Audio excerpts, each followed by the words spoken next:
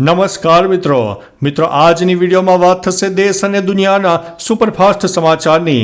સૌપ્રથમ વાત કરીશું ભારત અને પાકિસ્તાન વચ્ચે ઘર્ષણ ચાલી રહ્યું છે।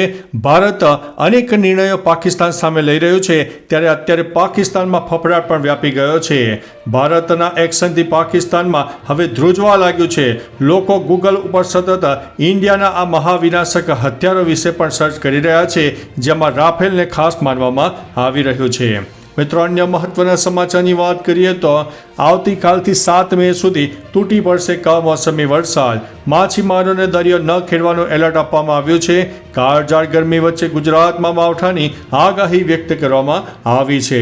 મિત્રો, અન્ય મહત્વના સમાચારની વાત કરીએ તો કાળઝાળ ગરમી વચ્ચે હવે સૌરાષ્ટ્ર અને કચ્છમાં વરસાદની શક્યતા રહેલી છે।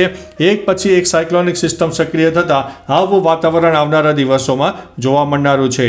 મિત્રો, અન્ય મહત્વના સમાચારની વાત કરીએ તો ભાવનગર જિલ્લાના ઘોઘા ગામમાં દરિયાનું પાણી ફરી વળ્યું છે। મળતી માહિતી અનુસાર ઘોઘામાં પ્રોટેક્શન વોલ તૂટી જતા હાઈ ટાઈડ સમયે ગામના મોટાભાગના વિસ્તારમાં દરિયાના પાણી ફરી વળ્યા છે। મિત્રો, અન્ય મહત્વના સમાચારની વાત કરીએ તો ધારીના મદ્રેસામાં મૌલાનાનું પાકિસ્તાન કનેક્શન મળી આવ્યું છે। મૂળ અમદાવાદીને એસઓજીએ ઉઠાવ્યો છે। પાકિસ્તાન અને અફઘાનિસ્તાનના 7 વોટ્સએપ ગ્રુપની ચેટ પણ મળી આવી છે।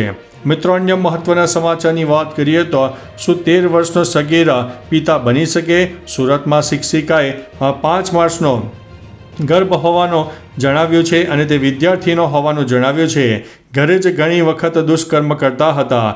વિદ્યાર્થી પિતા બનવા સક્ષમ હોવાનો મેડિકલ રિપોર્ટમાં પણ દાવો કરાયો છે।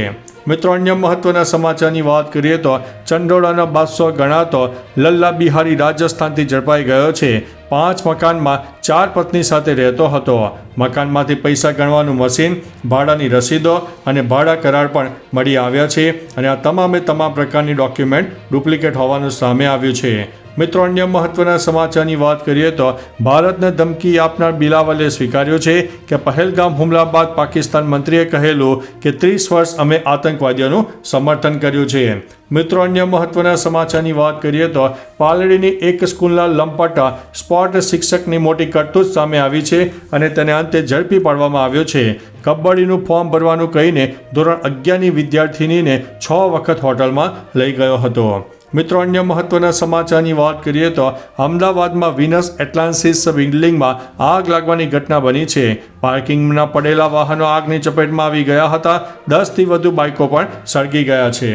મિત્રો, અન્ય મહત્વના સમાચારની વાત કરીએ તો હરિયાણામાં કમોસમી વરસાદથી ભયંકર નુકસાન થયું છે, જેમાં જજ્જર બજારમાં પડેલું અનાજ પણ પલળી જતા ખેડૂતો પરેશાન બન્યા છે।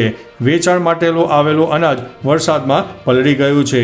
મિત્રો, અન્ય મહત્વના સમાચારની વાત કરીએ તો ભાવનગરના વલભીપુર અમદાવાદ હાઈવે ઉપર જોરદાર અકસ્માત સર્જાયો છે, જેમાં 3 લોકોના કમકમાટી ભર્યા મૃત્યુ થયા છે। મિત્રો, અન્ય મહત્વના સમાચારની વાત કરીએ તો હર હર મહાદેવના જય ઘોષ સાથે ખુલ્યા છે કેદારનાથ ધામના કપાટ। મિત્રો, અન્ય મહત્વના સમાચારની વાત કરીએ તો વડોદરામાંથી પાદરાના બોજમાં 30 બાંગ્લાદેશો ઝડપાયા છે અને હજુ પણ આગળની કાર્યવાહી હાથ ધરવામાં આવી છે। મિત્રો, અન્ય મહત્વના સમાચારની વાત કરીએ તો મધ્ય ગુજરાતના આણંદથી એક મોટા સમાચાર સામે આવી રહ્યા છે। ફૂડ વિભાગના દરોડો પાડવામાં આવ્યો હતો, જેમાં ફૂડમાં ફૂગ મળી આવતા 2 હોટલને સીલ કરાઈ છે। સામરકા ચોકડી સ્થિત એકતા હોટલને સીલ કરવામાં આવી છે અને શહેરના સ્ટેશન રોડ ઉપર આવેલી નિશાંત હોટલને પણ સીલ કરાઈ છે। તો ચાલો મિત્રો, ફરીથી દેશ અને દુનિયાના સુપરફાસ્ટ સમાચાર લઈને મળતા રહીશો। ત્યાં સુધી અમને રજા આપશો। નમસ્તે।